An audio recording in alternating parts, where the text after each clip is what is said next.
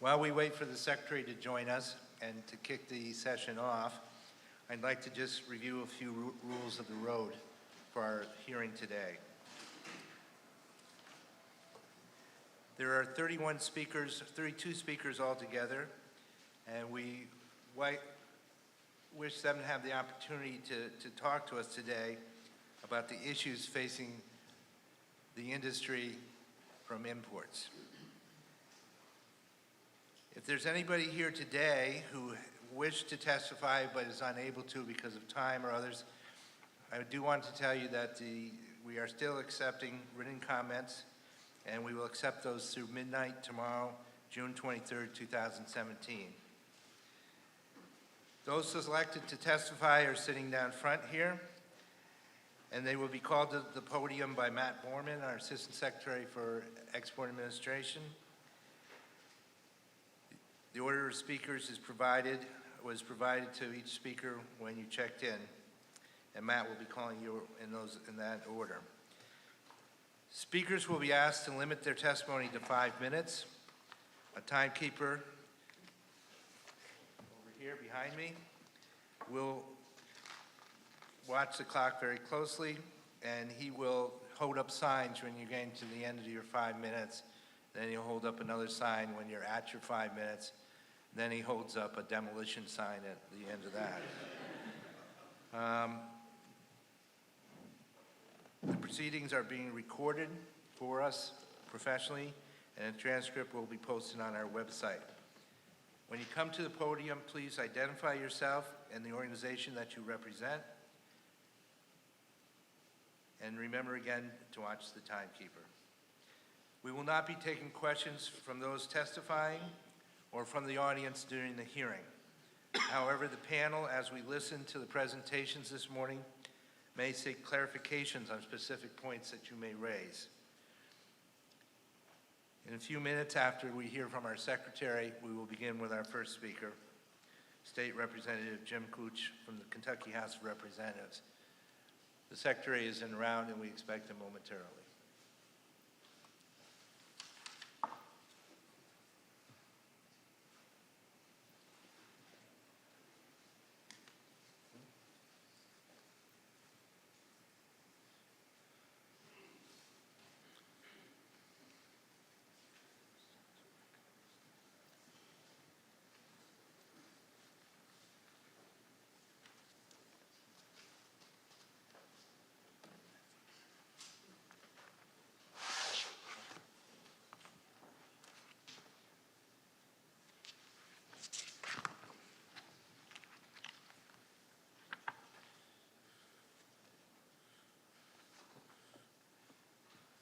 Just so you know, we're whispering. The first sign will be the security officers will show up. So there's no secrets. That's what we're talking about right now.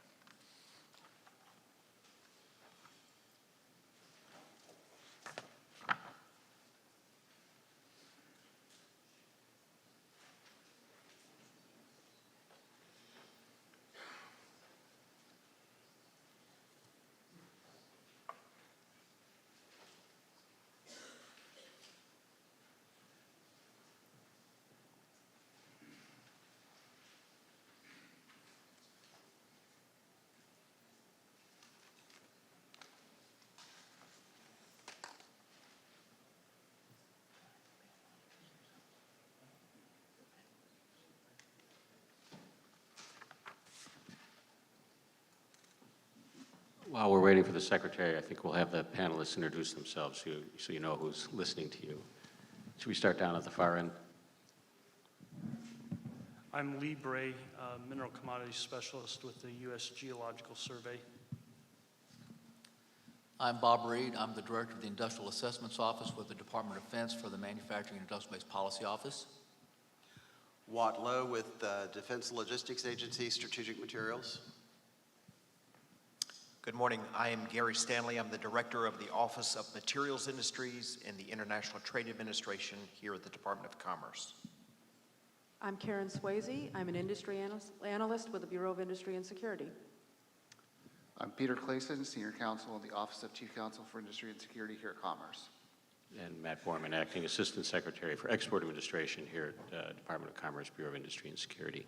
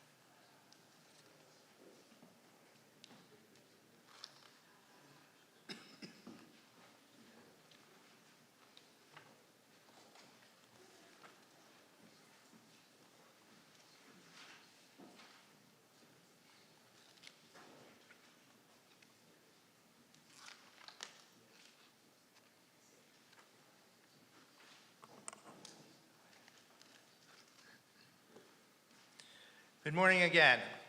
Welcome. My name's Dan Hill. I'm the Acting Undersecretary for the Bureau of Industry and Security, and I'd like to welcome everyone to today's public hearing on the Bureau of Industry and Security's 232 investigation on the effect of aluminum imports on U.S. national security.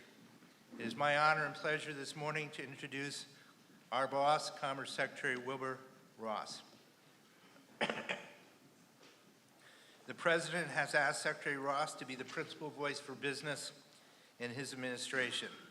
Daily, the Secretary ensures that U.S. entrepreneurs and businesses have the tools they need to create jobs and economic opportunity throughout this great country of ours. Secretary Ross is the former Chairman and Chief Strategy Officer of the W.L. Ross & Company, LLC, and has over 55 years of investment banking and private equity experience. Mr. Ross has restructured over $400 billion of assets and has been chairman or lead director of more than 100 companies operating in more than 20 countries. Please join me now in giving a warm welcome to our Secretary Wilbur Ross.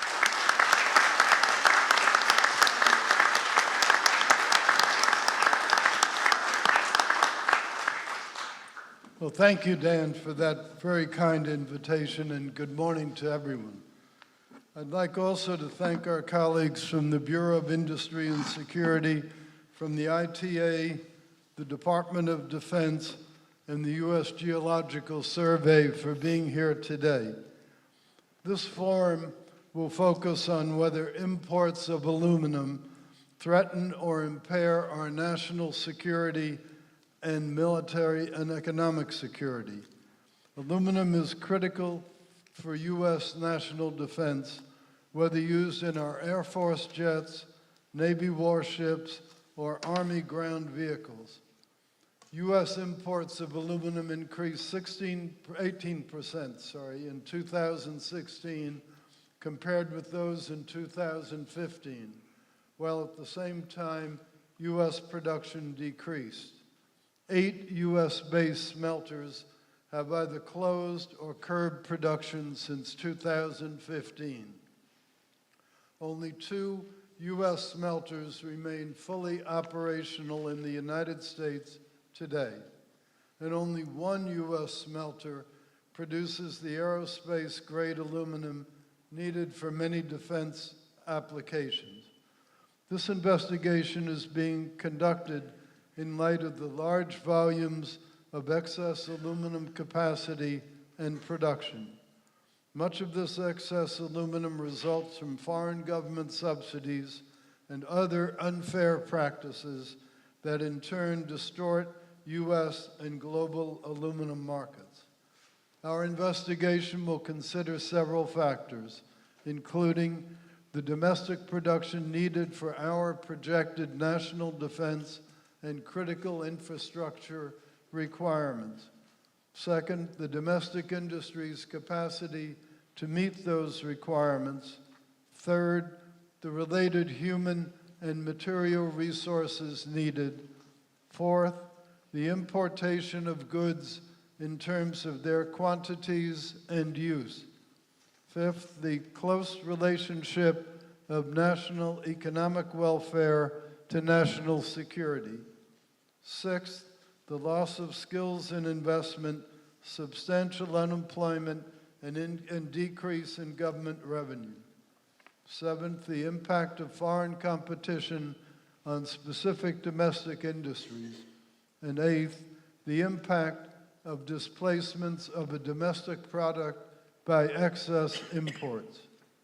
This administration will stand up for the security of American workers, American businesses, and American families. And we will conduct this investigation thoroughly and expeditiously to determine if there is a threat to our national security.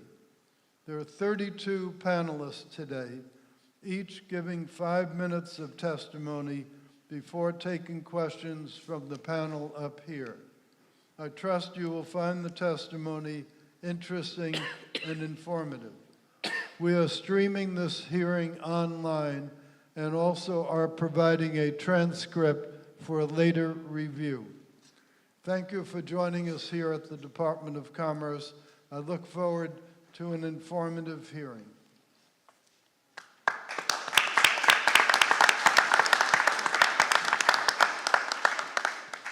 Thank you, Mr. Secretary, and we are now ready for our first witness, Representative Gooch. Please come on up.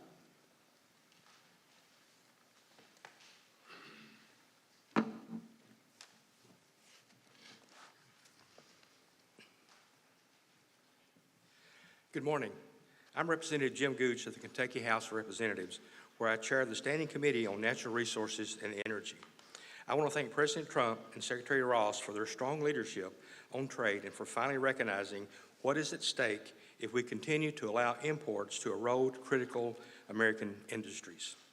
Since 1995, I've had the opportunity of representing Kentucky's 12th District, home to Century Aluminum's Sebree smelter and the skilled, hardworking men and women who make it run. I like to call these men and women and others like them the backbone of America. They make the raw materials like aluminum that we need to keep our economy and our communities strong, and they are vital to our ability to fight and win when our national security is at stake. Unfortunately, these hardworking Americans, the aluminum industry, and American national security are facing a dire threat because of decisions that bureaucrats as far away as China have made. You will hear a lot today about how the Chinese government has created a bloated industry with no competitive advantage. You will hear about how this bloated industry has forced other countries to flood U.S. markets with their imports. And you will hear about how aluminum is critical for protecting American soldiers on the battlefield. But I would like to focus on a different aspect of your investigation. Specifically, it is impossible to overstate how important these aluminum plants are to our economy and our local communities. I know this because I see it firsthand, day in and day out. Speaking just for my district, Century Sebree does a lot more than make aluminum for armor and airplanes. The smelter supports about 500 jobs that pays $35 million in taxable wages.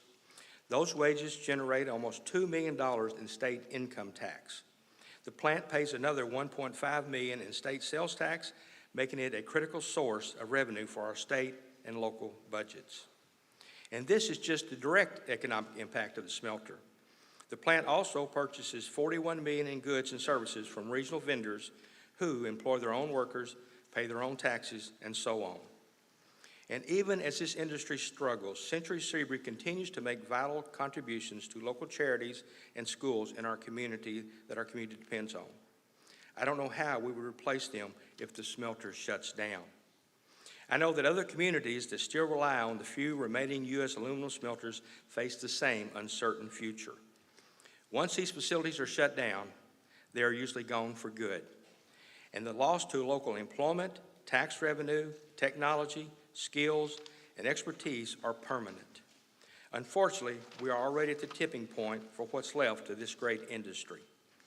I urge you to take action to allow our aluminum producers to pull themselves back from the brink and to continue playing their important roles in our national defense, our economy, and our communities. Again, I want to express my appreciation for the efforts and attention of President Trump, Secretary Ross, and their staff for this vital part of the American economy and America's national defense. And I thank you for the opportunity to appear before you this morning. Thank you. Thank you very much, Mr. Congressman. Are there questions from the panel for the Congressman? We thank you for your testimony. Next, a representative from the People's Republic of China.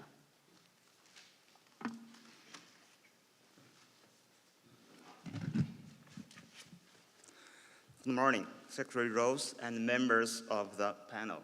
My name is Li Xie from the Ministry of Commerce of China.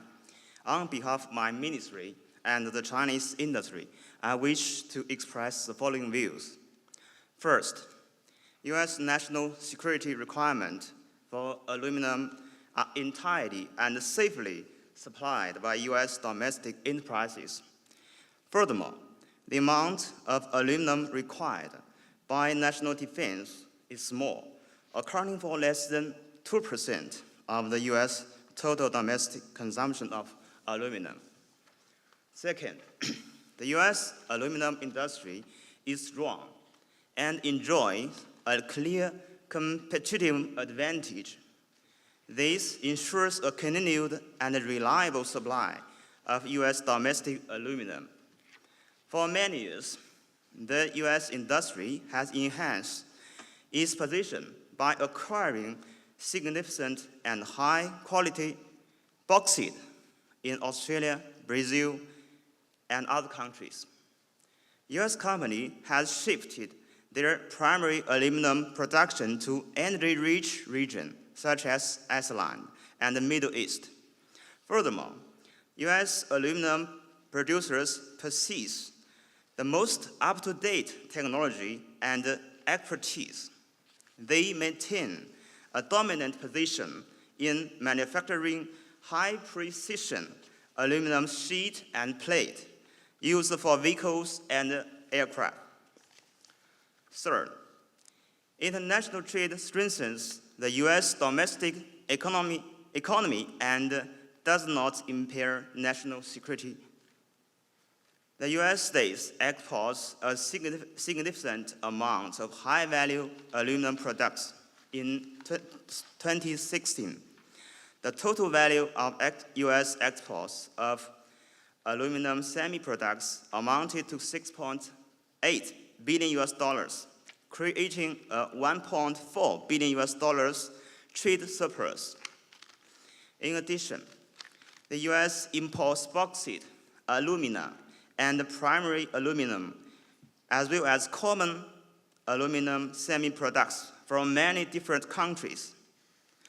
Aluminum products imported from China are general products with civilian uses, such as trailers, packaging, roofing, road sign, and consumer durables. None of these products implicate national security. Finally, the WTO legal framework does not permit members to impose restrictive trade measures through the abusive invocation of a national security exemption. Many members and interest parties have raised serious concerns that trade restriction in this case may trigger similar applications by other members. We believe that unilateral trade restrictions are not conducive to solving the problem of the U.S.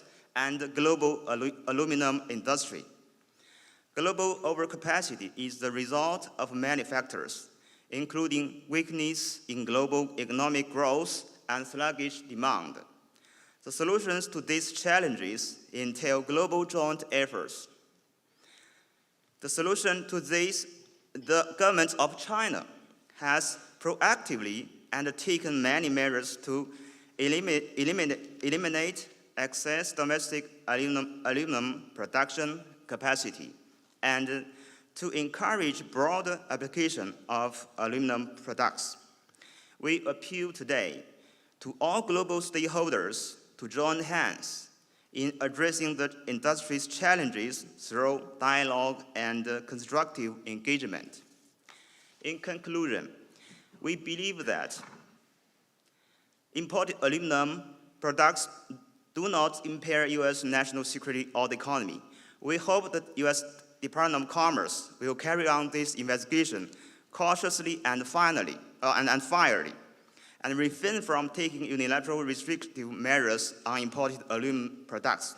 To this end, U.S. government is encouraged to conduct these proceedings in a balanced and transparent manner, and consider a broader range of global stakeholders' opinions, including the Chinese Aluminum Industry Association and individual companies who were not selected at this public hearing. Thank you for your attention. Thank you very much for that testimony. Does anyone on the panel have questions for the representative? I do have a question. You mentioned that the government of China has proactively undertaken many measures to eliminate excess domestic aluminum production capacity. Could you give us some examples of those proactive steps the government has taken and what the results of that action has been so far? Yes, we will submit a written report to the panel Okay. after this hearing. Thank you. Good, I think we're ready. Are there Thank any you. other questions? Thank you. We are ready for our next speaker from the United Arab Emirates.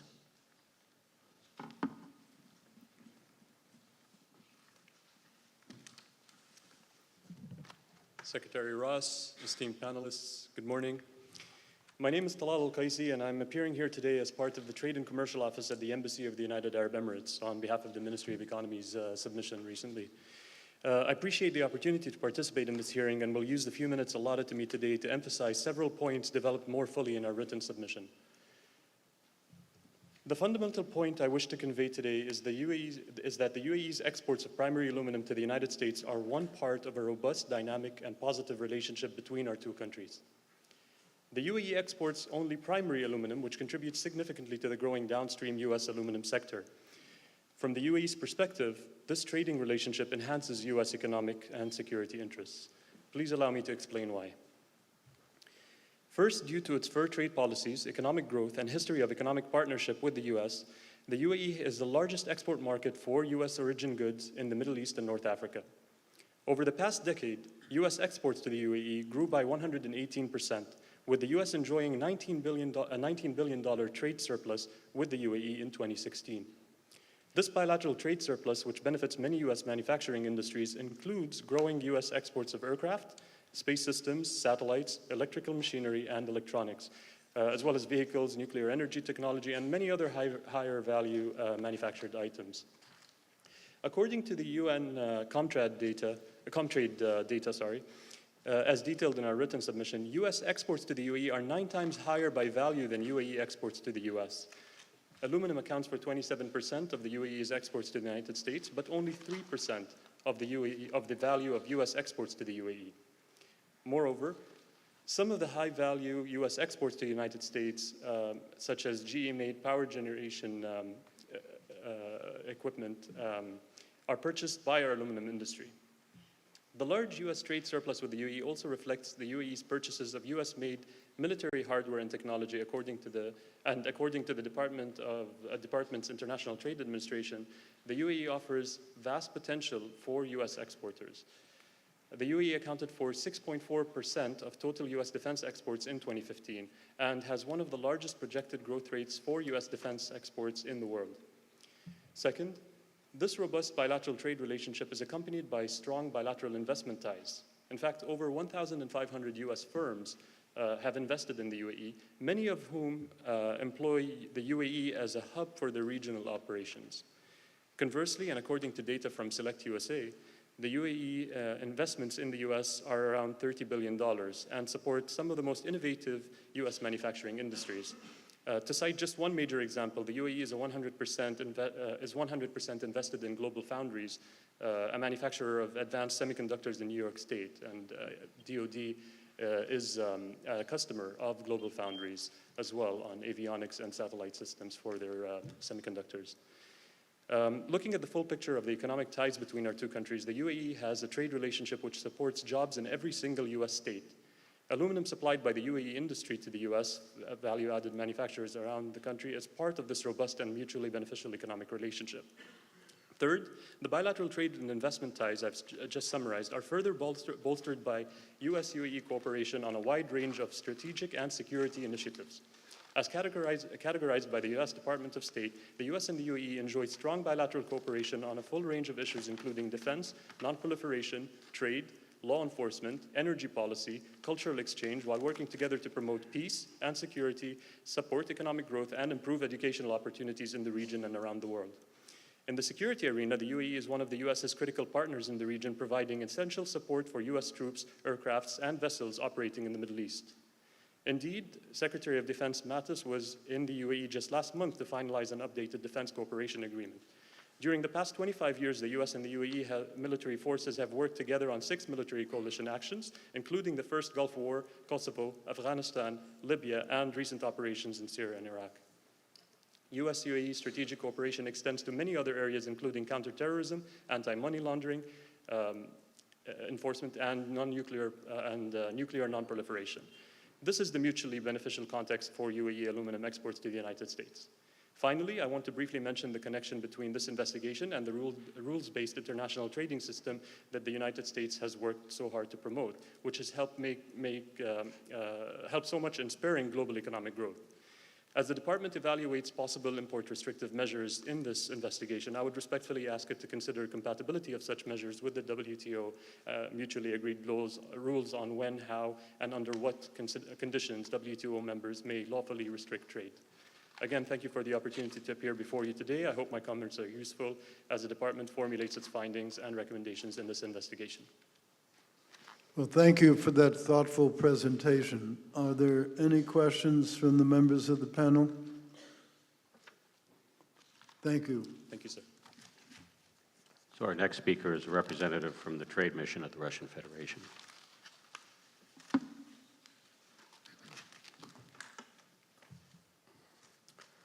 Good morning. My name is Yuri Stigny. I'm Deputy Trade Representative of the Trade Representation of the Russian Federation in the USA.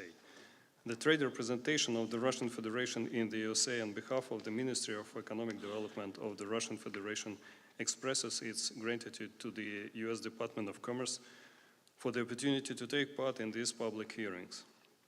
We would like to present briefly our comments regarding Section 232 investigation initiated by the US Department of Commerce to determine the effect of aluminum imports on American national security. Based on the principle that there are broad and narrow interpretation of the notion national security, we are of the position that under either international interpretation, Russian import do not and cannot threaten to impair US national security. We would like to know that Russian suppliers do not rely on unfair trade practices. There are reliable and competitive suppliers and operate fairly in the US and global market in the market condition. In 2002, Russia was recognized as a market economy country by the USA and the European Union, and since 2012, Russia has been a WTO member. Importantly, Russian aluminum industry is completely private-owned. The Russian government has never granted specific export subsidies or provided unfair financial contribution to Russian aluminum manufacturers aiming at their market expansion. Aluminum is an exchange trade commodity, and global market prices for aluminum are determined by the London Market Exchange on the basis of global supply and demand. We believe that the Department of Commerce should substantially narrow the approach in this investigation and admit that the aluminum imports from Russia cannot harm U.S. national security. Imports from Russia were not the cause of smelters closures in the USA. The main reason for such closures are high energy cost, high labor cost, the growth of secondary aluminum production. So any restrictive measures against foreign suppliers of aluminum from market economies cannot be justified and would only harm the American aluminum industry. We would like to emphasize that without imports, there would be a massive shortage of aluminum raw materials required in the US market by all sectors of the aluminum industry. Importantly, it should be noted that the Russian aluminum imports are not supplied directly for any US military purposes. So there is no any dependency of the American national security on the supplies of aluminum from Russia. We are convinced that Russian imports do not impair the capability of American industry to satisfy the defense needs of the country. The available data confirm that the national defense requirements for aluminum products are relatively low and can be fully satisfied by the US domestic industry. On the contrary, the availability of import unwrought aluminum from Russia enables continuous further development of high value-added aluminum production in the USA, which drives American economic development and allows the aluminum industry contribute about 1% of the US gross domestic product according to the Aluminum Association data. For the reason mentioned above, we believe that there is no need for the imposition of restraint of aluminum imports from Russia. Moreover, there is no threat or damage to the national security from Russian aluminum imports, and any restriction would cause injury to the wide range of US direct and indirect consumers, bring significant adverse effect to the economic development. We believe that the trade in aluminum products between the US and Russia is mutually beneficial and should be supported and developed. Thank you for your attention. Thank you very much. Are there any questions from the panelists? Does the government of Russia have any specific proposals to address the global oversupply and overcapacity issue?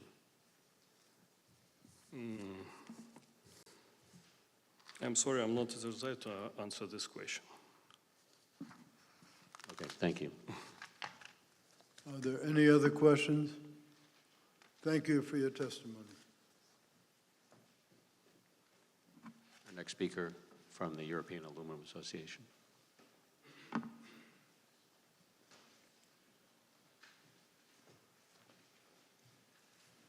Good morning, Mr. Secretary, distinguished members of the panel.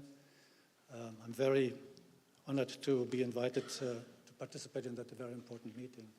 My name is Gerd Götz. I'm representing as Director General the European aluminium industry from upstream to downstream, recycling, primary production, rolling, extrusion, with more than 80 members with about 600 plants in 30 countries.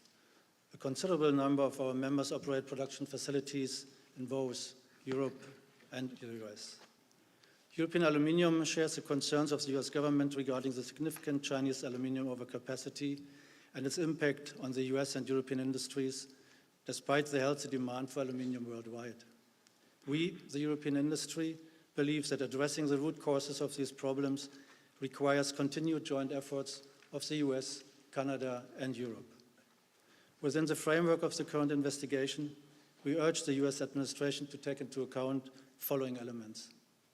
First, imports of aluminium products from Europe, in view of both their quantity and characteristics, do not constitute a threat to the US national security within the meaning of your statute. Although the percentage of US imports of aluminium has increased in the past years, the percentage originating from Europe has remained stable over the past decade.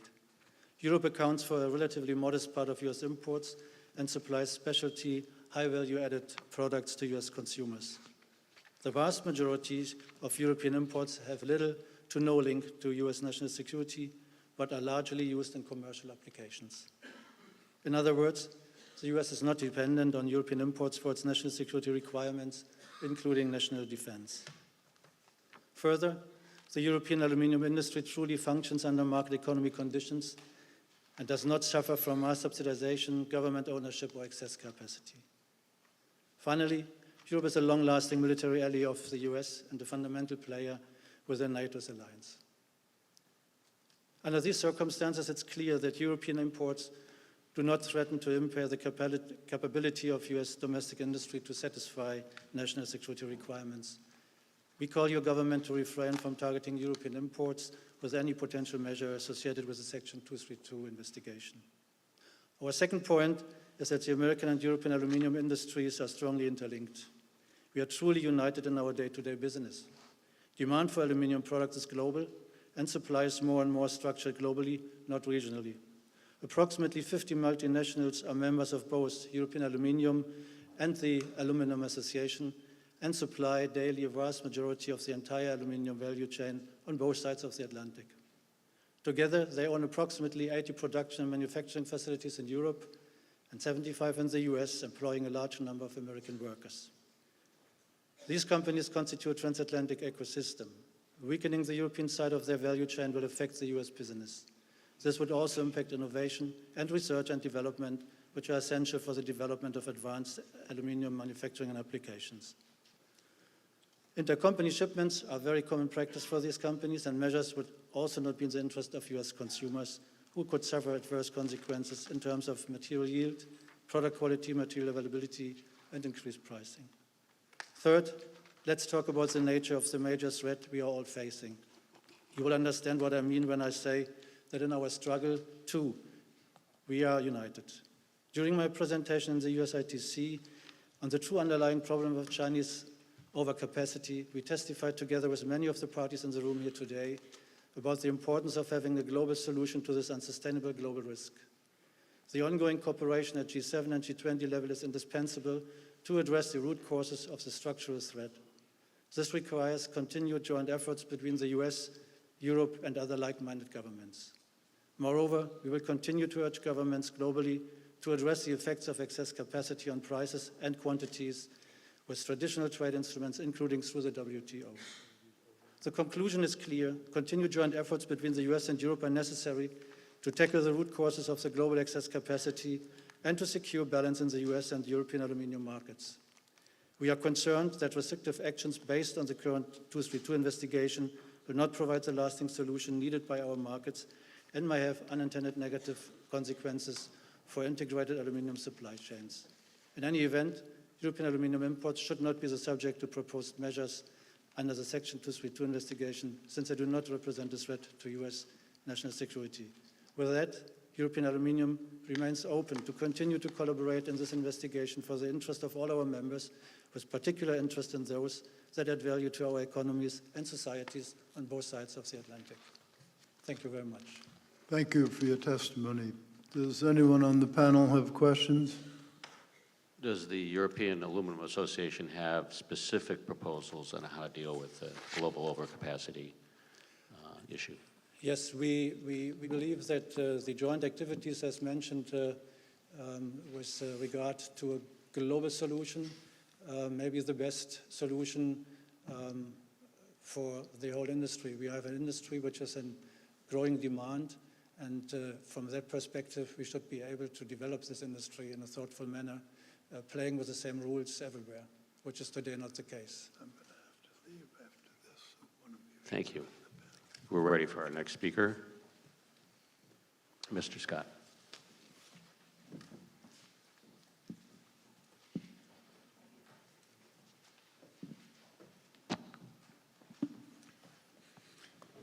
Good morning. My name is Robert E. Scott. I'm a senior economist with the Economic Policy Institute. Thanks for holding this hearing. Imports threaten the entire domestic aluminum industry, which is today hanging on only by a thread. The threat is driven by the growth of excess capacity and overproduction in China. Chinese primary aluminum production capacity has increased by nearly 1,500% between 2000 and 2017, and China is responsible for 82% of the total increase in global aluminum capacity in this period.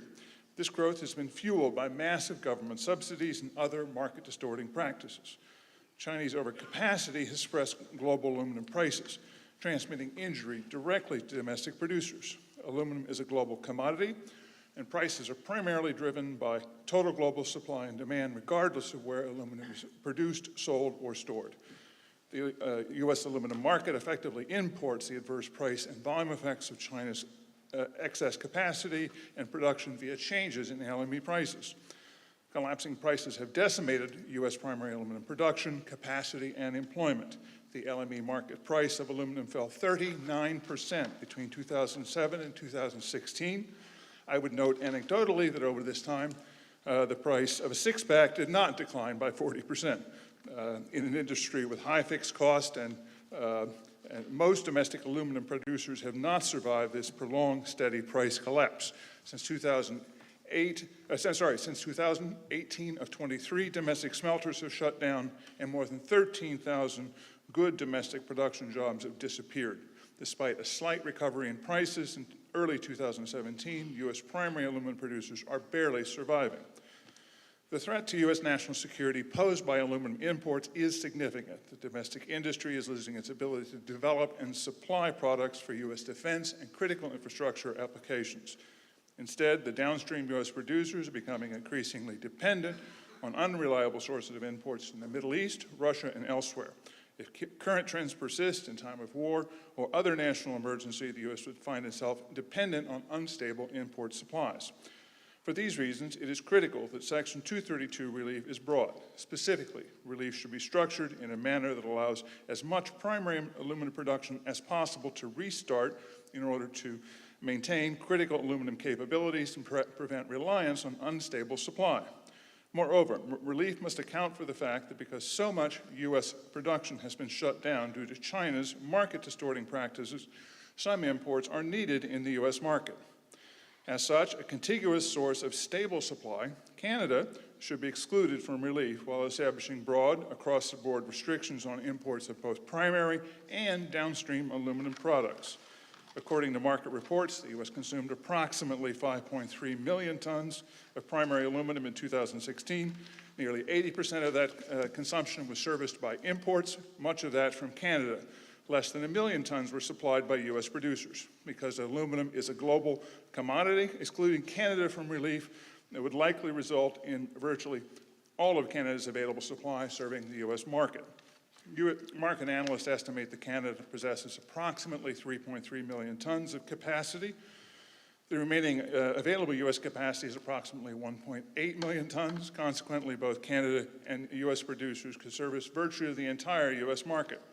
Therefore, if U.S. production is to restart, excluding any other import sources from the relief would undermine Section 232 relief to the point where U.S. industry would see virtually no benefits. Consequently, if the administration is contemplating a tariff rate quota, the quota portion on other import sources should be extremely small and can be phased down to a very small or de minimis level over 6 to 9 months as U.S. production restarts and the need for non-Canadian imports is eliminated. Moreover, relief must be predicated on adjusting for China's attempt to capture control of the entire value chain. Chinese industrial policy promotes downstream production and exports through the use of massive production subsidies and an export tax on primary aluminum designed to channel cheap inputs into manufacturing downstream aluminum products. Chinese exports of downstream products have soared, taking market share away from domestic producers elsewhere and reducing demand for primary aluminum outside of China. Thus, it is critical that Section 232 is relief. Relief is broad and also encompasses release for downstream producers of aluminum products. Downstream producers also manufacture products for U.S. military and critical infrastructure applications. In conclusions, for these reasons, I recommend that the Commerce Department find that aluminum imports are threatening to impair national security and critical national infrastructure, and recommend that the President authorize trade relief in the form of tariffs covering all aluminum imports in HTS Chapter 76, excluding imports from Canada. Thank you. Thank you. Any questions from the panel? Thank you so much. Thank you. Our next speaker, Mr. Bless.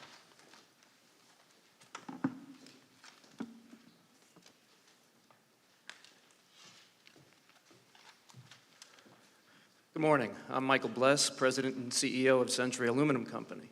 On behalf of my 1,800 colleagues, I'd like to thank you for the opportunity to be here today with you. Century is the largest remaining producer of primary aluminum in the U.S. We've got 3 smelters, 2 in Kentucky and 1 in South Carolina.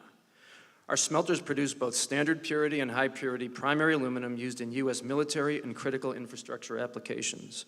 We are strongly committed to producing the highest quality aluminum products in the U.S. for the U.S. market.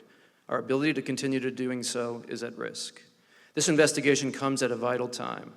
The domestic industry is in danger of completely disappearing, as you've heard. In 2000, the U.S. was one of the largest producers of primary metal in the world. There were 23 smelters in this country.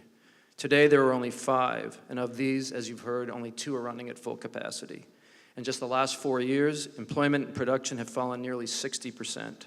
This statistic alone highlights precisely why it is a matter of national security to maintain what is left of this industry. Aluminum pricing is transparent and efficient, reflecting total global supply and demand. Since 2011, prices have crashed in the U.S. industry, has seen several of its remaining smelters shuttered. Neither a decline in demand nor higher costs explain this drop. In fact, over this time, demand has grown significantly and energy costs in the United States have declined. This should have been a healthy period for America's smelters. Instead, prices have collapsed due to ever-expanding overproduction led by state-owned and state-invested enterprises inside and outside China. Market principles simply do not apply in China. China has no natural comparative advantage. Its smelters are amongst the highest cost producers in the world. They lose money yet continue to expand. Capacity in China has increased by nearly 1,500% from 2000 to 2015. During that same period, smelters have closed across the U.S., from Washington State to West Virginia. China's system incentivizes further downstream overproduction. Since 2000, Chinese exports of downstream products to the U.S. have increased by over 10,000%. The surge in Chinese downstream exports further displaces additional U.S. primary aluminum production. Thus, it is vital, in our opinion, that broad, comprehensive relief benefit the entire value chain.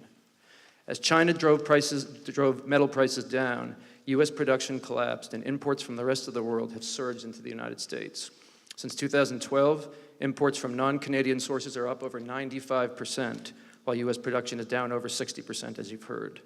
Because all aluminum is priced on a global exchange, the LME, these imports further transmit the Chinese price effects to the U.S. U.S. producers cannot restart production with these large volumes of low-price aluminum imports from the rest of the world in the market. So much of our production has collapsed that we are on the verge of losing the ability to produce all aluminum, not just high purity. And once a smelter shuts, it rarely reopens. We will then be entirely dependent on imports from outside the U.S., some from even unstable and hostile sources. We need relief in order to ensure the U.S. industry is not lost forever. Before I discuss how, I'd like to speak briefly about high purity production. High purity aluminum is used extensively in the defense industry, from aircraft to armored plate. High purity metal can only be produced in large commercial quantities at smelters like ours in Hawesville, Kentucky. There are other processes by which high purity aluminum is refined further. These methods cannot produce large commercial quantities of high purity, and currently only Japan and China employ these methods. Consequently, this is not a viable substitute for high purity aluminum we produce. Recently, we suffered from a significant surge in high purity aluminum from Dubai at prices well below ours. Some of our customers even testified in other settings that they have switched sources due to concerns over the U.S. industry's long-term viability. As a result, earlier this year, we were forced to cease all high-purity production. Losing this volume jeopardizes our ability to properly train our workers to continue this production. This production can be restarted, but only if imports are adjusted. It is vital, however, that we maintain the capacity to produce not just high purity in the U.S., but all primary aluminum. Primary aluminum is a core input for such critical infrastructure as transportation, urban centers, energy transmission, and defense. We at Century recognize that imports are a necessary part of the U.S. supply chain. It is not our position that the U.S. can or should be totally self-sufficient. However, the status quo is unsustainable. We believe that other than Canada, all imports must be adjusted.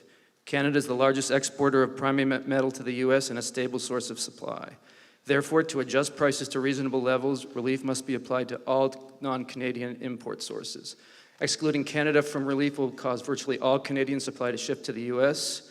Along with remaining U.S. capacity that can be restarted quickly, there is enough stable North American supply to service nearly all North American demand. We believe a significant tariff on all non-Canadian import sources will cause the appropriate adjustment. These non-Canadian import sources are supplied from long distances. Excluding additional countries beyond Canada from the relief would make any relief ineffective. By adjusting imports through this investigation, the administration can preserve what is left of this industry while addressing the root cause of the problem, China's excess production and capacity through the WTO process. But without real relief in this proceeding, the nation's security, including its critical infrastructure, is at risk. And we thank you very much for your time. Thank you.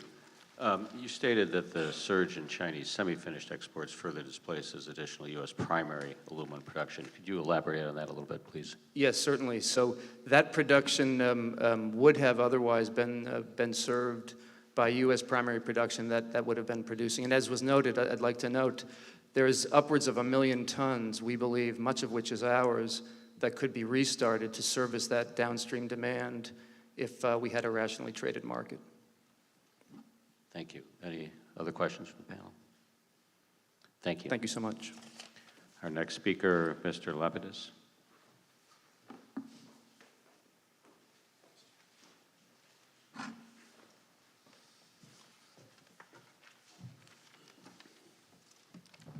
Good morning. Mr. Secretary, members of the Commerce Department, and other distinguished panelists and guests. My name is John Lapidus, and I'm from United Aluminum Corporation in North Haven, Connecticut. I'm the president of a fourth-generation family-owned rolling mill in North Haven, Connecticut.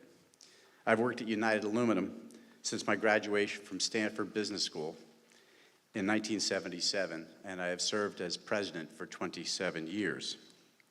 United was founded by my great-grandfather in 1891, and Harris was an immigrant from Russia. My grandfather, Louis, bought the first rolling mill in 1915. My father, Robert, returned to United after serving as captain of 2 destroyers in World War II, and later served at the Pentagon during the Korean conflict. My father became the company's second president on the death of my great-grandfather, Harris. Originally named United Smelting and Aluminum Company, Inc., United began rolling over 100 years ago. The company was a founding member of the Aluminum Association in 1933, along with Alcoa and Reynolds Aluminum. My points are brief. First, the North American supply chain is tightly integrated, and Canadian smelters are critical to the supply of slabs used for rolling. Second, Chinese overcapacity has caused low world prices and has already significantly impacted U.S. smelting capacity, causing numerous curtailments and closures. United Aluminum is concerned about the supply of high-purity aluminum. Third, Chinese overcapacity and subsidized pricing in rolled products threatens the viability of U.S. rolling mills. In addition, the imbalance of tariff rates between the U.S. and China and most other major trading countries disadvantages U.S. producers. China imposes a 10% tariff on imports and at the same time incentivizes exports of rolled product with a 17% VAT rebate. Europe and the UK impose a 7.5% tariff on imports of coil, including the freight costs, while the U.S. only imposes a 3% duty on imports. Combined with the weak euro, the benefit to the northern EU countries is significant. Fourth, Chinese subsidized pricing of end-use products threatens the entire U.S. downstream manufacturing base.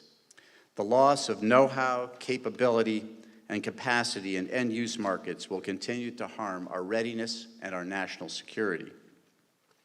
When we need it, will we be able to build it? And will we be able to build it in time? China has unfairly exported not only their products, but also their unemployment, their pollution, and potential social unrest. Fifth, the U.S. is uncompetitive on tax rates, vocational training, competitive truck weights, and freight and commuter rail capability. We need to address those issues as well. Last, I would suggest the following remedies. First, impose a tariff on Chinese ingot and coil, but also, in addition, impose a tariff on Chinese aluminum content in any form to provide a disincentive for Chinese dumping in end-use markets. Second, police interference by sovereign states in foreign exchange markets to prevent currency manipulation, benefiting those countries. Third, eliminate unbalanced tariffs and non-tariff barriers which harm U.S. exports in China and the Eurozone. Europe, I might note, has a 7.5% duty on Chinese imports of coil, and very little coil is actually imported into the Eurozone, so it's effective.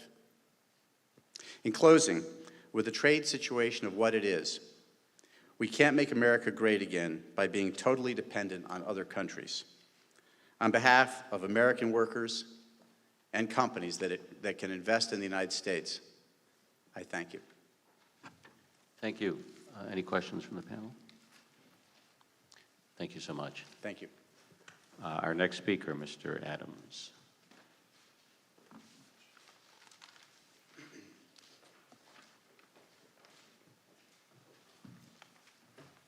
Good morning, Mr. Secretary and distinguished panelists. I am John Adams, President of Guardian 6, LLC, and a retired Brigadier General of the United States Army.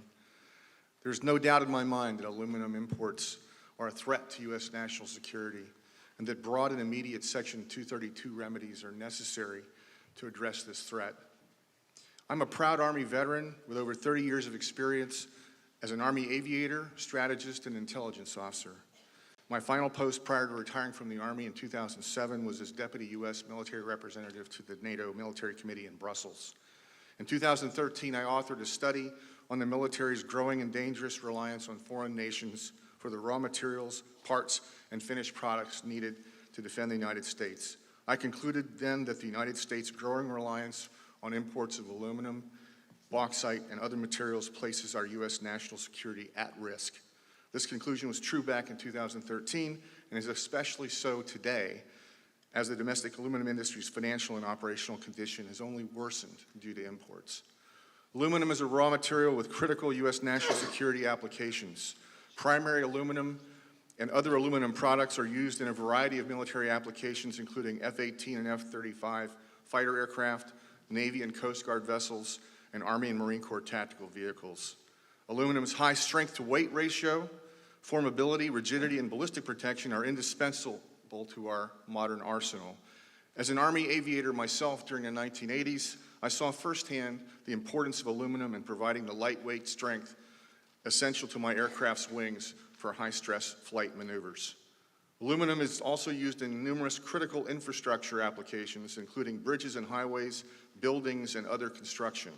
Aluminum is widely used in utility grids. In the event of war, natural disaster, or any other natural emergency, damage to our critical infrastructure is likely, which would only increase our demand for aluminum and reinforce the importance of ensuring adequate domestic supply. Therefore, as it has done in prior Section 232 investigations, the Commerce Department should continue to broadly define national security to include our critical infrastructure. It is no secret that the Chinese government provides massive subsidies to its aluminum industry. The result of China's growing aluminum overcapacity and production has been a complete collapse in global aluminum pricing.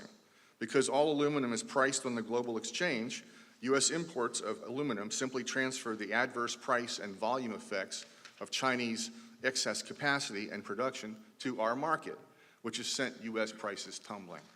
The collapse in U.S. pricing has resulted in dramatic declines in U.S. production capacity and revenue. In 2010, the U.S. industry had 3.3 million tons of capacity and produced 1.7 million tons of primary aluminum.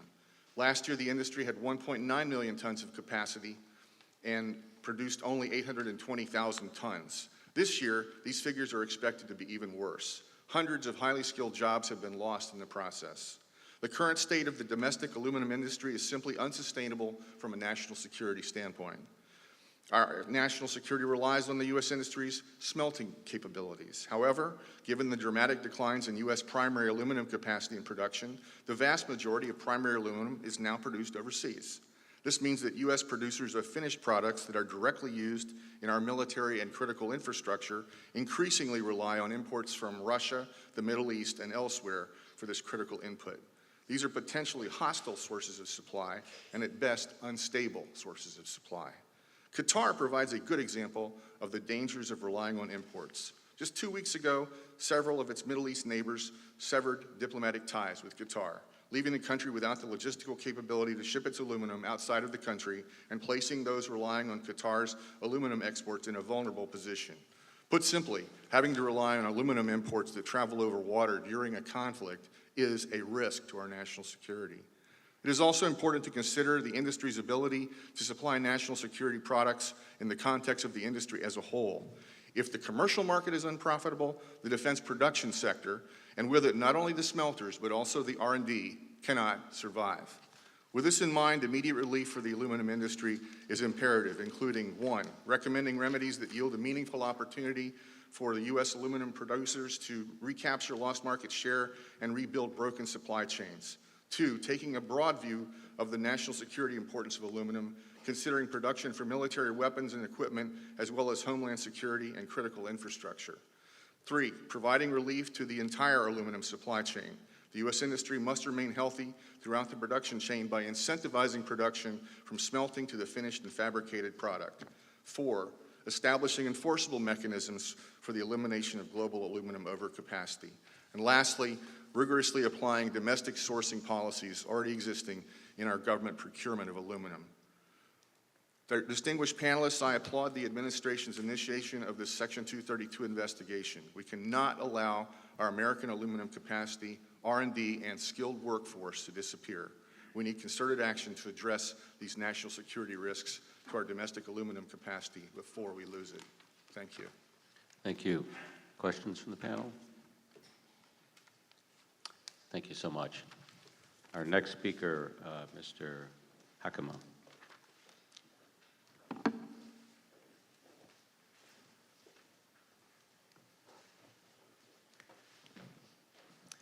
Good morning. I'm actually John Donnan, Executive Vice President of Kaiser Aluminum. We welcome your leadership in initiating this investigation and are pleased to be able to testify today. The products we produce from high-strength aluminum alloys and the capacity to produce those products in the U.S. are critical for U.S. national security. And we support measures that effectively target unfair competition and address the needs of the entire aluminum value chain, including downstream U.S. aluminum fabricators. Commercial viability is a prerequisite to national security availability. Broad protective measures aimed at all suppliers of primary aluminum will materially increase our cost and undermine our ability to effectively compete in global markets against foreign downstream fabricators that are not impacted. Those unintended consequences would create an advantage for those foreign downstream fabricators, including new government-subsidized Chinese rolling mills, and put downstream fabricators like Kaiser Aluminum at risk. In addition, our competitiveness and the competitiveness of our domestic customers will be substantially and negatively impacted through an increased risk of aluminum-intensive finished products supplied by unimpacted foreign downstream fabricators. By way of background, Kaiser Aluminum is a member of the Aluminum Association and a leading producer of fabricated aluminum products for defense, aerospace, general engineering, automotive, and custom industrial applications. We operate 11 fabricating facilities in the United States and 1 in Canada. We employ over 2,700 employees and ship more than 600 million pounds of plate, sheet, extrusions, and other products to a global customer base. Our facilities have a long history of supplying products to the U.S. military dating back to World War II. Today, our products are used on more than 50 military aircraft, including the F-18, F-22, and F-35 Joint Strike Fighter. We also produce material for armor and mine blast kits for a variety of military platforms, including the Humvee and MRAP, as well as extrusions for munitions, arms, mortars, and rockets. As a downstream participant in the U.S. aluminum industry, we convert primary aluminum or secondary aluminum purchased from third parties into our products. We purchase our primary aluminum through a globally diversified supply base, which supports our globally competitive cost position and is integral to our surety of supply. The downstream sector of the U.S. aluminum industry requires and has seen significant investment in recent years. Kaiser Aluminum has invested over $630 million since 2006 to increase capacity, lower cost, and improve quality. Maintaining our ability to effectively compete in global markets, invest in our facilities, and produce these products are in the U.S. are important not just for the jobs provided and communities supported across the country, but also for our long-term national security. Global market imbalances in the aluminum industry are caused by unprecedented excess capacity in China, facilitated through decades of illegal and subsidized investment in production. After exponentially expanding its primary aluminum production, China continues to create downward pressure on world aluminum prices, negatively impacting U.S. producers of primary aluminum and contributing to the shuttering of U.S. aluminum smelters. Similarly, China has been and continues to be engaged in massive, predatory, government-subsidized expansion into the production of downstream aluminum products with a stated intent to support Chinese expansion in military aircraft, support new Chinese competitors, and export those products. In addition, Chinese circumvention of U.S. duties through misclassification and/or transshipment through other countries and the theft of intellectual property also continue to be major competitive concerns.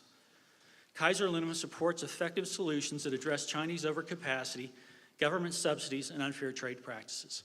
A broadly applied measure that impacts all foreign-sourced primary aluminum will do far more harm than good when it comes to U.S. national security, maintaining and generating secure domestic jobs, ensuring global competitiveness of U.S. manufacturers, and maintaining a strong U.S. manufacturing base for domestic downstream fabricators that supply aluminum products for critical defense applications. To be clear, we support all measures that effectively target unfair competition. We need a fair system. If you put us on a level playing field, Kaiser Aluminum and our employees can compete successfully against anyone in the world. We welcome and embrace that opportunity. As noted in our brochure, we are proud to serve those that proudly serve. Thank you for your time. Thank you for your comments. Any questions from the panel? Thank you. Thank you. We're ready for our next speaker, Mr. Smith.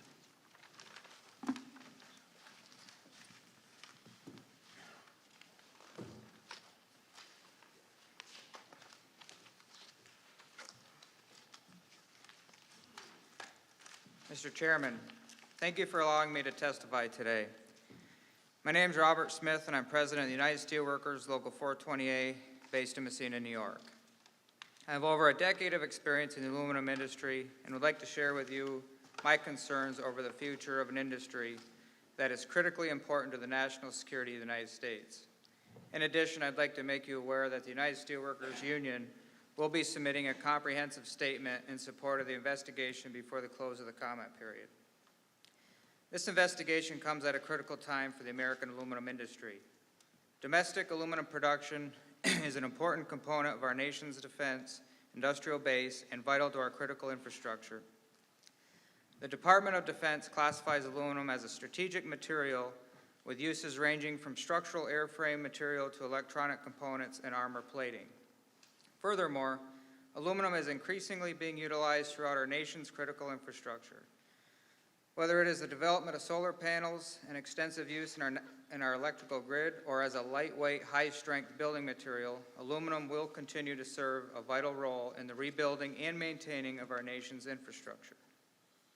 Ensuring that the nation and military have a stable, reliable supply of this critical material is a national security imperative.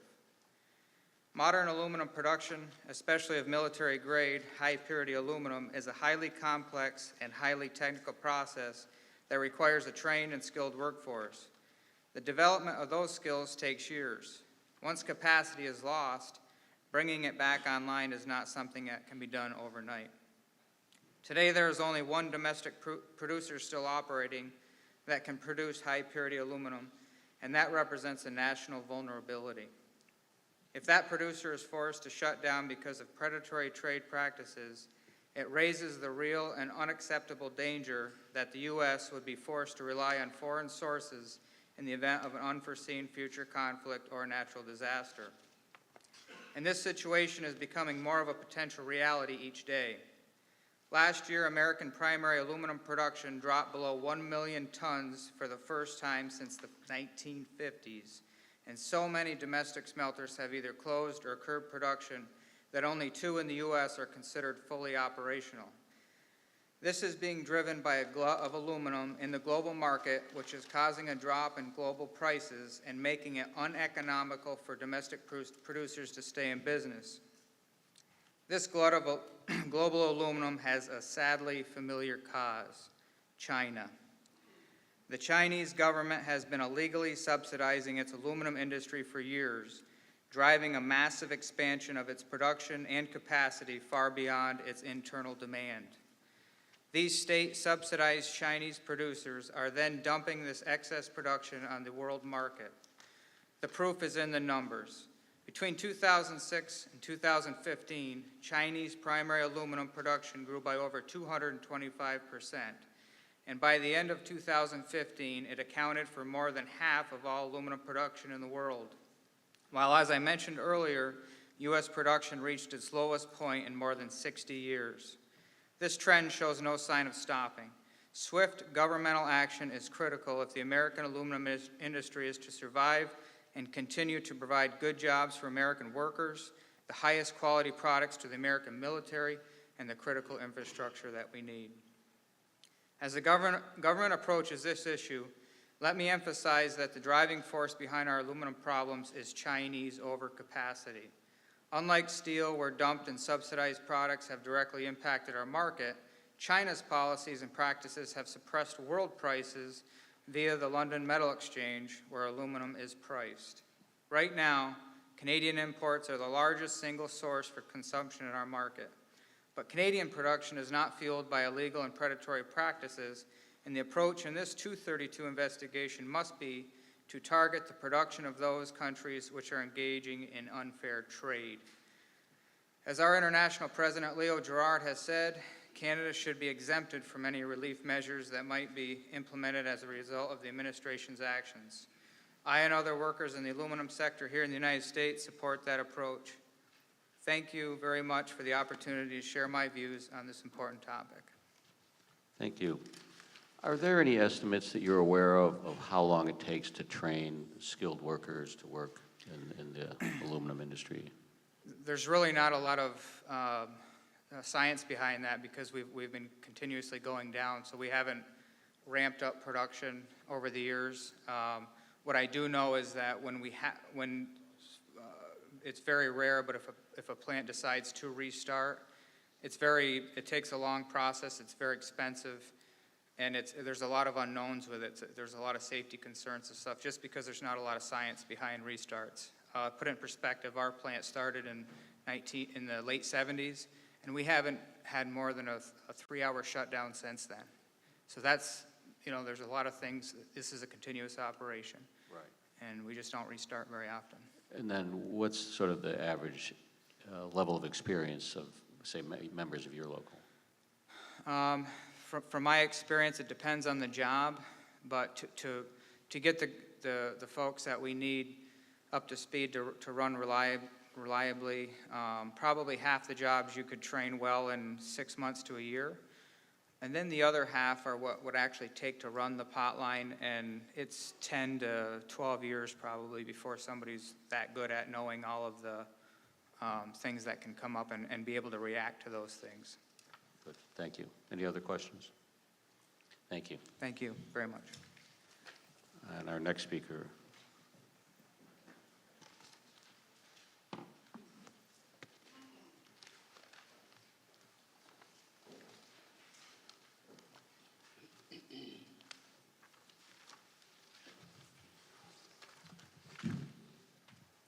Good morning, Mr. Secretary and members of the panel. My name is Marco Palmieri, and I'm the president of Novelis North America, and I'm a member of the Aluminum Association. I'd like to thank you for the opportunity to speak on this important topic today. Novelis believes that the department's investigation is timely and vital to the future of the domestic aluminum industry. Novelis is the world's largest producer of flat-rolled aluminum products used to make beverage cans, cars and trucks, and other diverse products. Novelis, a $10 billion company, operates 24 facilities in 10 countries, and it is the global leader in aluminum recycling. While we are a global company, we are deeply committed to our North American operations and have made significant investments in our US facilities in recent years, more than $500 million, with additional 500 jobs. Novelis employs around 4,000 people in the US. With its corporate and regional headquarters and Global Research and Technology Center in Georgia, 7 production sites in Georgia, Indiana, Kentucky, New York, Ohio, and West Virginia, and a sales and engineering lab in Michigan. Today, I would like to highlight 3 main points for the panel consideration.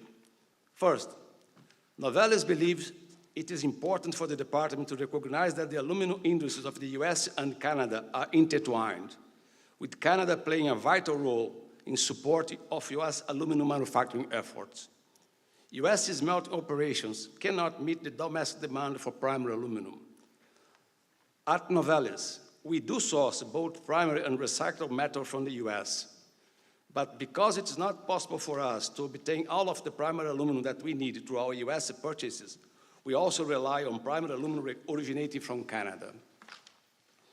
Additionally, our facility in Canada works in tandem with our US-based facilities to manufacture products as part of a complex processing chain.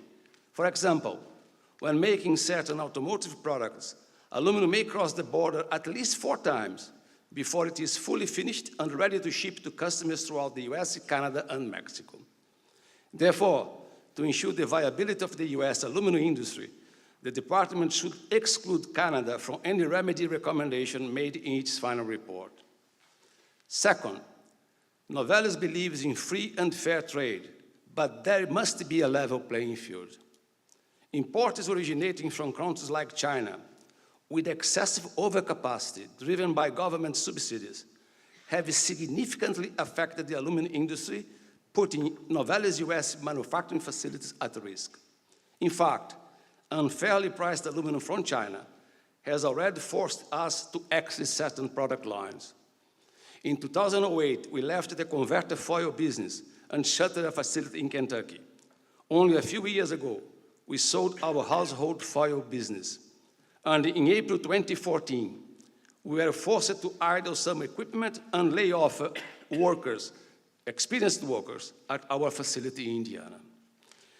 To date, Novelis has maintained profitability by migrating its product portfolio to emphasize markets that have not yet been affected by imports from China. Those imports, however, have been entering new product market segments in the US. Novelis salespeople regularly report hearing about offers of imported products at extremely low price. We also have stronger reasons to believe that the Chinese producers will increase the production of automotive aluminum capacity within the next few years. If this increased capacity of aluminum were permitted to be exported to the US at subsidized and unfair prices, Novelis could be forced to slash production, lay off employees, and shutter entire facilities if those facilities are not able to deliver reasonable rates of return. Third, the same equipment used to process and roll auto sheet can be used to make products for military applications. But those applications make up a small portion of the entire US downstream aluminum market. Therefore, if trade measures under this investigation only were enacted to protect the aluminum used directly in defense-related products, such remedies would not secure the stability of the entire domestic aluminum industry, nor its associated hundreds of thousands of US jobs. In conclusion, Novelis respectfully requests that the department to recognize that, 1, Canada should be excluded from any remedy or recommendation made in the department's final report. 2, unfair prices and subsidized imports originate from outside North America are negatively affecting US national security interests. And 3, relief is needed for the entire aluminum supply chain, including downstream rolled products, to ensure a healthy aluminum industry in the United States. Thank you very much. Thank you. When you talk about the entire aluminum supply chain, is there sort of an industry-accepted definition or group of HS codes that would objectively identify what those products are? Well, when we talk about the entire supply chain, it comes from the bauxite mining through smelting, the semi-fabrication, which is rolling products, extrusion products, and that's the definition. Then we supply these products to the end makers, like stamping plants and things like that. I see. Thank you. Any other questions from the panel? Thank you, sir. Thank you very much. We're ready for our next speaker.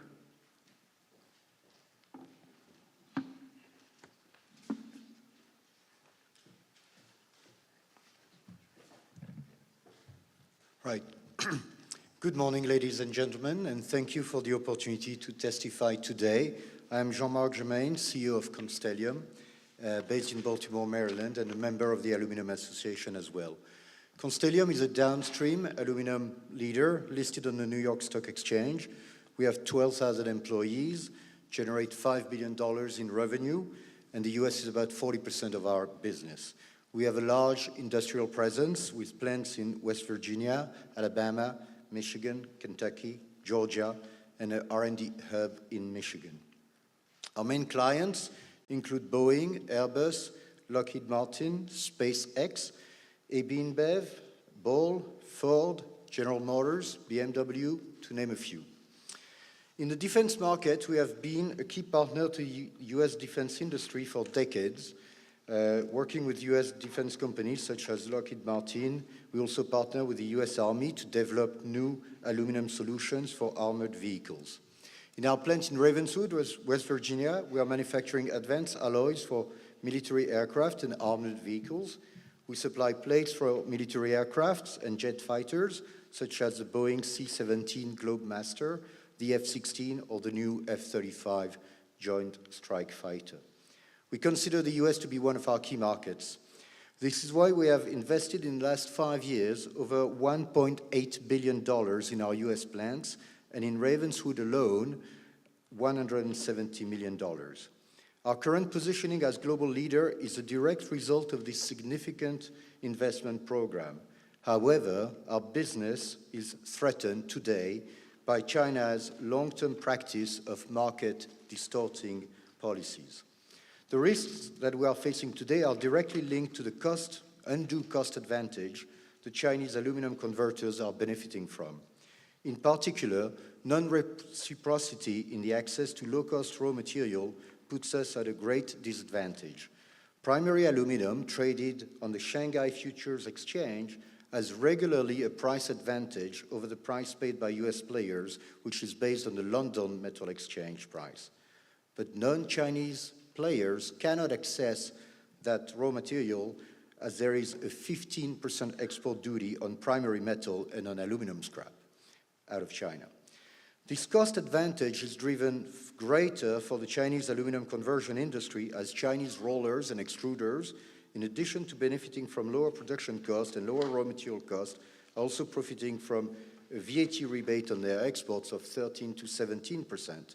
Concretely, this means that for a product that would sell for, say, $3,000, China would have a $500 and more advantage through tariff and duty structure, which represents more than half of our value add. So this unfair pricing has already impacted our business, even though we believe the worst is still to come. Already, we have witnessed a significant increase in, for instance, China's US imports of plates from 5,000 tons in 2012 to almost 70,000 tons in 2015, in the span of 3 years. And that represents more than 25% of the market and more than our own plate shipments out of our mill in Ravenswood. This obviously resulted in missed revenue for our US business, missed profits, and fewer jobs. This situation threatens our downstream business, which relies on both high value-added products and larger volume standard products because of the fixed cost incurred by our facilities' large installed capacity and equipment. Furthermore, as China's interest and skills in aluminum value-added products are rising, our industry is at even greater risk. In the coming years, China is expected to acquire the technical knowledge to produce also higher-end products, and is already pushing into the global aerospace and automotive markets, thus attacking us on more fronts, with us having little ability to fight back.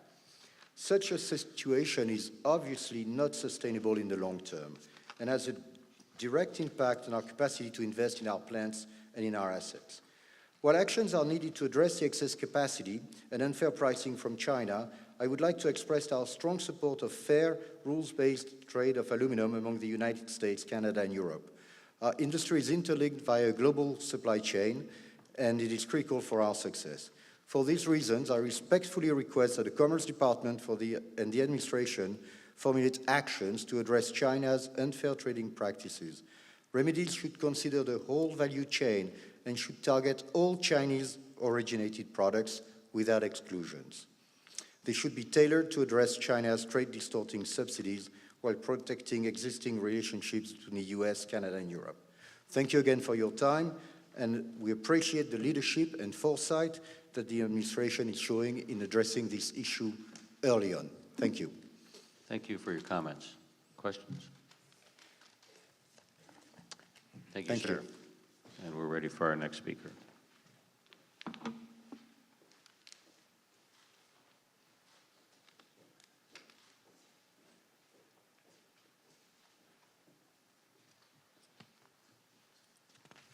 Good morning.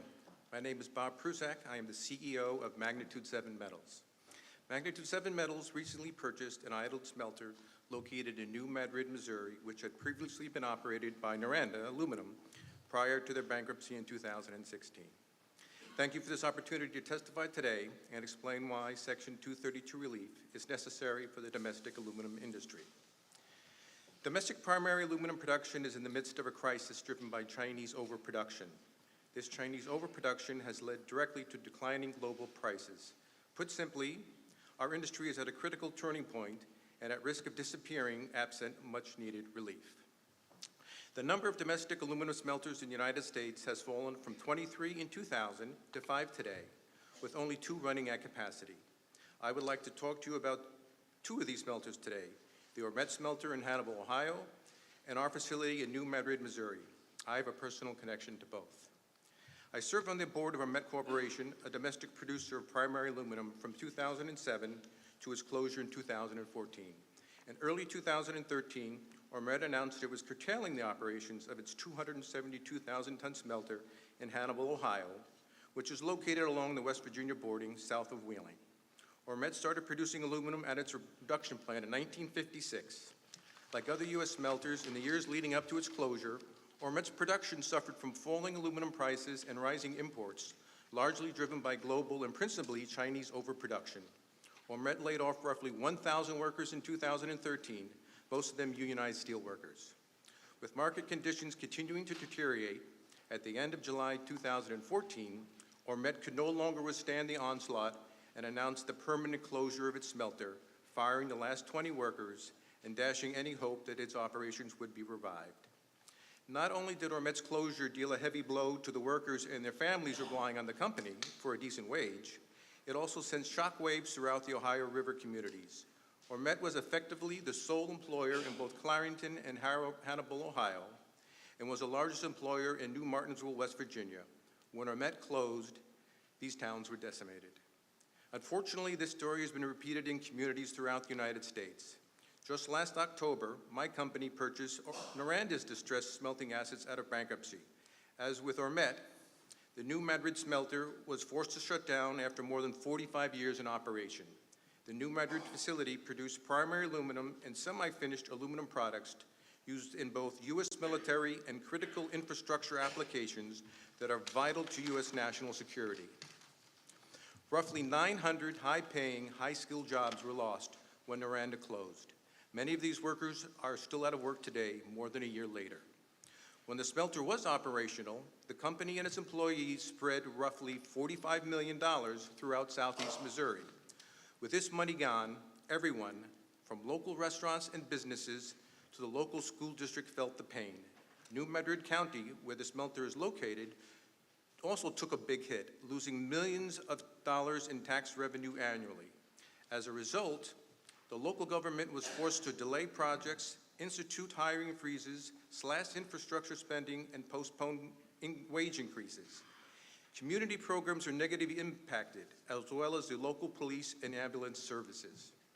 Because the revenue from Noranda comprised nearly 17% of the entire budget for the school district, a budget deficit resulted, leading to layoffs, staff reductions, and program cuts. 6 months after Noranda's closure, the unemployment rate in the county more than doubled. Ormet and Magnitude 7 are only two among a number of shuttered smelters. We are not yet operational. We are currently negotiating a new power contract and hope to restart operations soon. However, without comprehensive Section 232 relief, our ability to fully restart operations is far from certain. Relief is nothing short of critical to get us up and running and bring Southeast Missouri back to life. This leads me to my final point. Section 232 relief must be broadly granted to the domestic aluminum industry. Relief on high purity alone is insufficient to bring aluminum production back to the United States. If we continue to allow imports to erode our market share of primary aluminum, we will lose the ability to produce primary aluminum of any grade, high purity or otherwise. High purity aluminum will only ever be a small portion of the output at even the most efficient aluminum smelters in the world. Our basic primary aluminum production must therefore be viable in order to allow high purity production domestically. Finally, I would like to stress that excluding any import sources other than Canada from Section 232 relief would undermine any relief granted to the point where the U.S. industry would see virtually no benefits. If the United States is going to maintain its ability to produce the aluminum that is vital to our national security, we cannot allow the relief to go undermined. Thank you for your time and consideration. Thank you for your comments. Questions? Thank you, sir. Thank you. We're ready for our next speaker.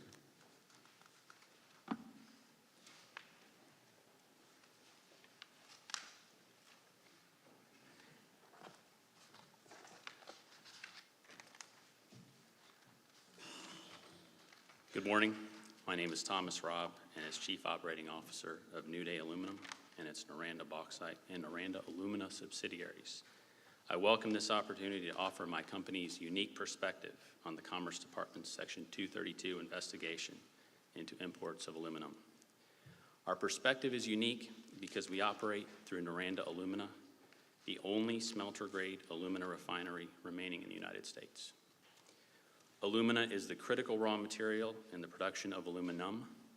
Tracing aluminum back to its source, the aluminum process begins with bauxite, which is refined to produce alumina, which is then converted to aluminum through an electrolytic process. It takes approximately 2 pounds of bauxite to produce 1 pound of alumina, and 2 pounds of alumina to produce 1 pound of aluminum. Our alumina refinery is located along the Mississippi River in Gramercy, Louisiana. It currently produces more than 1.1 million metric tons of alumina annually and employs 440 people. Through our Noranda Bauxite subsidiary, we also operate a bauxite mining operation in St. Ann, Jamaica that supplies our alumina refinery. Noranda Alumina is the principal source of alumina supply to Century Aluminum, the largest remaining U.S.-based producer of primary aluminum, for 2 of its 3 operating smelters in the U.S. Century is a significant U.S.-based producer of high-purity aluminum, which is necessary for a number of national defense and military applications. We are proud of that partnership and its service to our nation. We respectfully recommend that any trade policies considered in this investigation should include protections to ensure the continuation of a U.S.-based supply of alumina. We further recommend that any review of the national security effects of imports of aluminum must also include a review of the U.S.'s supply of and access to bauxite ore, from which alumina itself is derived. As the department may be aware, there are no longer any bauxite mining operations in the U.S. The closest sustainable foreign source of bauxite is in Jamaica, where Noranda Bauxite is strategically positioned. The other 3 major mining facilities in Jamaica are wholly or majority owned by Chinese, Russian, and Hong Kong interests, and none are permitted to export bauxite out of Jamaica.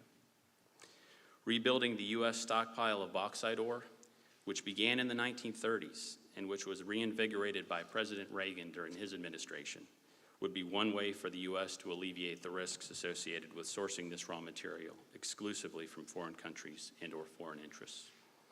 We therefore suggest that this administration give strong consideration to creating a U.S. stockpile of bauxite, and we would be willing to work with the government on building up and managing that strategic reserve.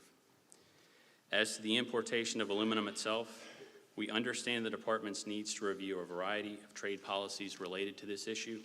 However, and we share this with great deference, we believe trade policies that might significantly restrict or eliminate foreign imports of aluminum may have unintended but significant negative consequences.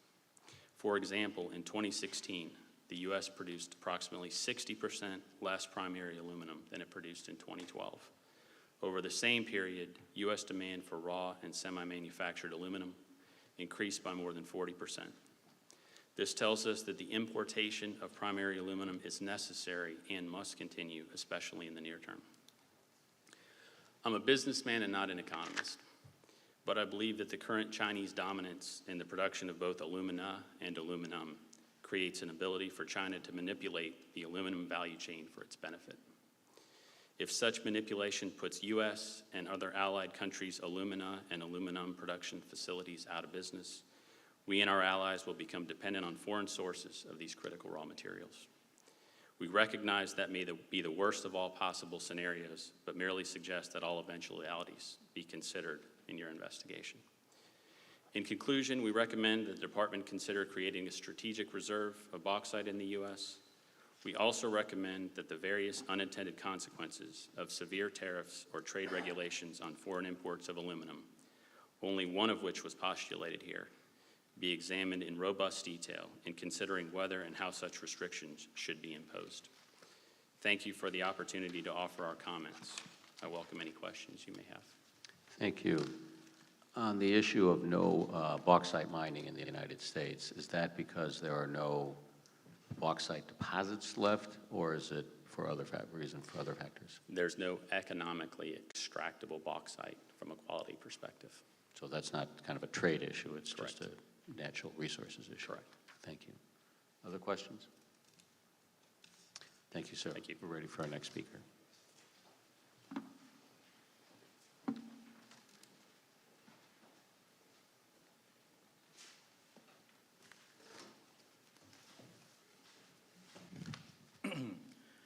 Good morning, Mr. Secretary and members of the panels.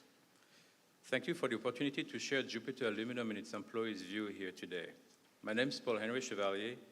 I'm the president of Jupiter Aluminum Corporation, an American privately held aluminum producer based in Des Plaines, Illinois. I'm here today because we need to preserve our industry and manufacturing jobs by establishing a level playing field with honest and fair competition so market distorting behavior cease. Jupiter Aluminum is turning 25 this year, and since 1992, grew from a few tons to over 100 tons shipped annually. We are about 400 people working in 3 plants, 2 in Indiana and 1 in West Virginia. 24/7, we transform aluminum scrap sourced domestically into coils sold in the construction, automotive, distribution, and government markets. Your car most probably has a license plate cast in our mills one day. Over 95% of our products are sold in the US and Canada. While relatively small compared to many other aluminum producers, Jupiter's impact on the local and domestic economies is much larger than its own size when you factor in the various vendors and partners our operations require. And there is no need to remind everyone that manufacturing and manufacturing-related jobs pay very well with excellent benefits. Today, I will focus on 3 specific damaging consequences of the Chinese trade practices. The first damaging consequence is directly related to fair trade. The aluminum market started attracting the Chinese in 2003. The Aluminum Association organized a meeting with the Deputy Assistant to the Secretary of Commerce in December 2003 to raise the issue about the Chinese trade practices that allowed them to sell below market price. Not much resulted from that meeting. Since then, Chinese aluminum production soared from 11% of worldwide supply to 55% today. 21 American smelters closed in the same period. China developed this extraordinary capacity during one of the world's worst recessions. Jupiter Aluminum adapted to the new economic environment. Our patented high-temperature oxy-fuel technology saves 70% of our natural gas consumption. The technology, by the way, also reduces CO2 emissions by 70%. However, innovation did not suffice. We also trimmed costs, investments, and growth. Competition is good as it forces you to continuously improve. That, however, only works when standard economic rules apply to everyone. In China, financial viability doesn't seem as important as providing jobs and maintaining social stability. Once American aluminum production is gone, nothing will block Chinese companies from moving downstream and directly sell finished goods to our customers' customers. Today, China is still increasing production, resulting in dangerous oversupply. This battle of job creation in China versus financial performance in the US is unfair. The second damaging consequence is related to our children's future. That second consequence is global as it affects human health. EPA regulations are good for a reason. However, its standards only apply to American industries. The Aluminum Association has found that if Chinese aluminum producers energized by coal-fired power plants constituted a country, that country would be the 16th largest emitter of greenhouse gases in the world. North American production, by comparison, is cleaner because regulated. Replacing clean production by dirty production is unfair. The third damaging consequence is on our country's future. Jupiter mills are based in the heart of the steel industry. Over the last 30 years, the region has seen the steel mills bankrupting and downsizing. During that time, demand did not really disappear. Only production moved to China. The same is happening to aluminum.